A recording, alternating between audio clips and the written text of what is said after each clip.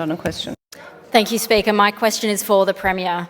The YSAS Youth Crime Prevention Program has supported over 10,000 young people with critical early intervention, young people in Victoria who've had recent contact with police. But the Victorian Labor government has just cut its funding by $1.85 million per year.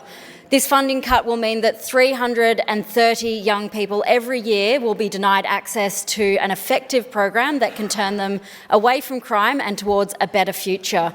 Premier, youth crime prevention programs work, so will the government urgently reconsider its decision to cut funding to YSAS?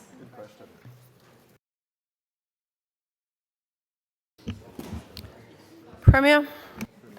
Thank you, Speaker. I thank the member for Richmond for her question. In terms of the allegation made about YSAS, who I do want to acknowledge an excellent agency who do very good and important work, there has been no change. There has been no change or adjustment to their core level of funding. What the member, and I appreciate the opportunity to clarify for the member because perhaps she's not aware of this organisation, like many others during the period of the pandemic, were provided with some additional one-off funding allocations to provide them with support that was in recognition that during the pandemic, many organisations, like we all had our lives disrupted during the period of the pandemic. Many organisations needed to be provided with some additional support to be able to work through that period of time and continue their service provision.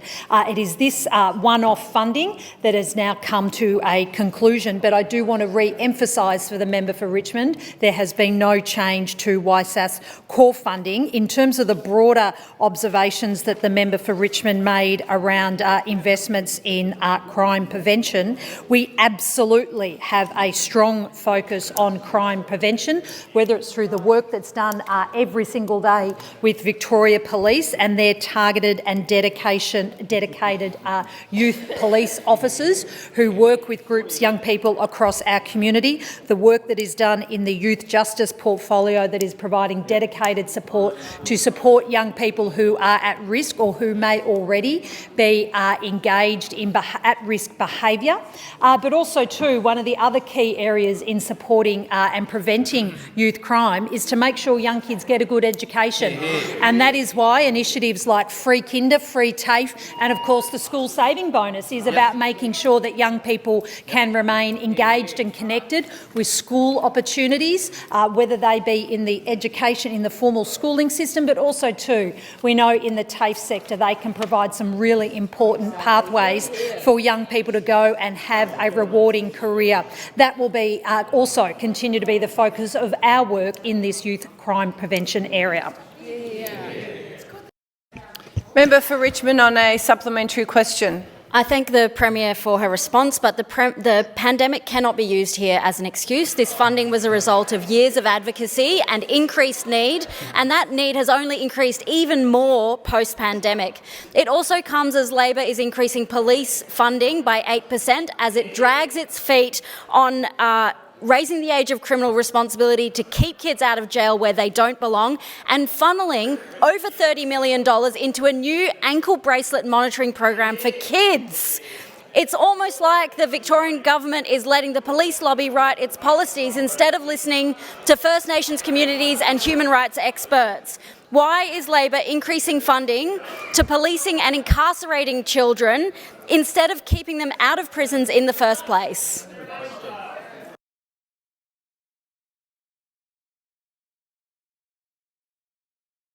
Order. Order. Premier. Thank you, Speaker. I thank the member for Richmond for her supplementary question. It was a little difficult to hear precisely her question because, as we have seen, the member for Richmond prefers to provide content for her social media outlets rather than making a contribution to the Parliament of Victoria. I will again reiterate for the benefit for the member for Richmond that we are absolutely focused on supporting young people, and we shouldn't be demonising them. We shouldn't be attacking them we should be recognising that young people have a range of different challenges that requires a range of different supports, whether it is absolutely at the most earliest opportunity to keep young people engaged in schools, or for those who are at risk, supporting dedicated crime prevention programs like the more than 940 crime prevention initiatives we've supported since 2015. We'll continue to have a range of measures to support young people wherever they are.